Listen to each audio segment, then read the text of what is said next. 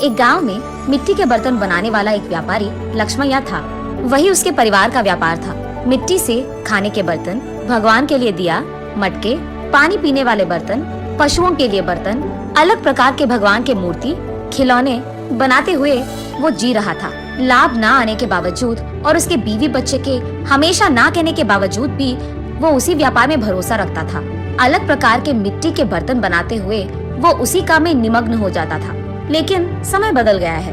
पहले की तरह कोई भी अब मिट्टी के बर्तन नहीं खरीद रहा है। इसी कारण कई साल से लक्ष्मैया को 1 रुपए का लाभ भी नहीं है, उल्टा पूरा नुकसान हो रहा है। इसी कारण वो यही हमेशा सोचता था कि काम में कुछ नया करना होगा और उसी सोच में पड़ जाता था। उसको कोई और काम ढूंढने के लिए और 4 रुपए की कमाई घर लाने के लिए कह कहकर थक गई है उसकी पत्नी अन्नपूर्णा और उसके बच्चे।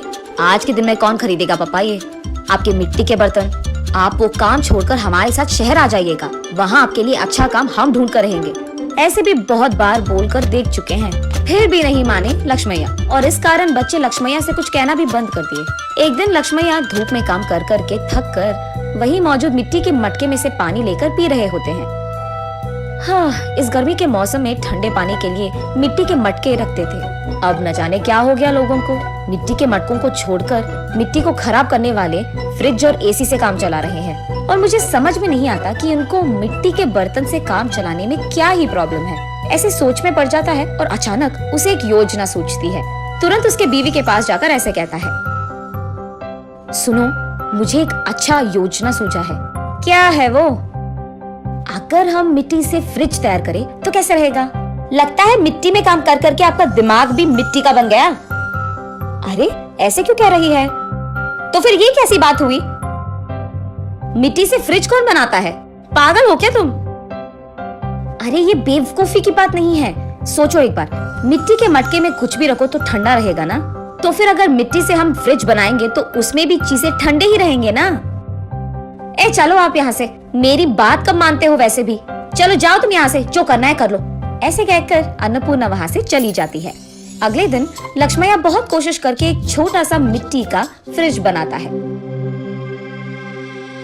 ऐसे ही कुछ फ्रिज तैयार करके उस गांव के बाजार में लेकर जाता है। वहाँ वो एक भीड़ को इकट्ठा करके, ये मिट्टी से बना हुआ गरीबों का फ्रिज है, इसमें पानी डालने से ये खूब चलता है, इसके अंदर रखे सारी चीजों को ठंडा रखता है। ये 2 परतों में रहता है और बीच में एक खाली जगह रहता है। उसी जगह को हमें पानी से भरना होगा।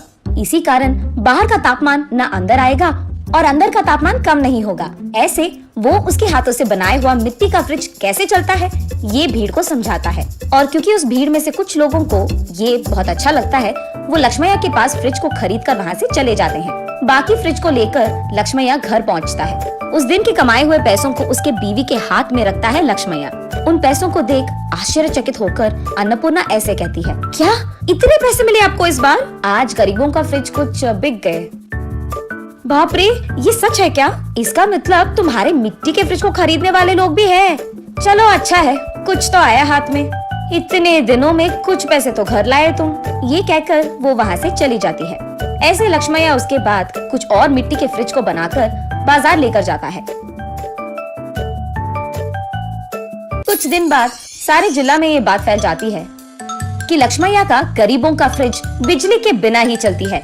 इस कारण लोग सारे लक्ष्मैया के घर सीधा पहुंचकर गरीबों के मिट्टी का फ्रिज खरीदकर वहां से चले जाते थे। इसी कारण एक ही झटके में लक्ष्मैया का व्यापार बहुत बढ़ जाता है, लाभ भी मिलते हैं और काम करने के लिए लक्ष्मैया उसके नीचे कुछ लोगों को नौकरी भी देता है।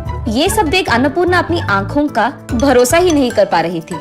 शहर में कुछ तो भी काम करवा देंगे आपसे कहने वाले उसके बच्चे भी आज लक्ष्मैया के हाथों से बनाए हुए मिट्टी के फ्रिज को शहर में बेचने की व्यापार शुरू करते हैं। ऐसे लक्ष्मैया को उसके मेहनत का फल मिलता है, वो अमीर बनता है और खुश रहता है।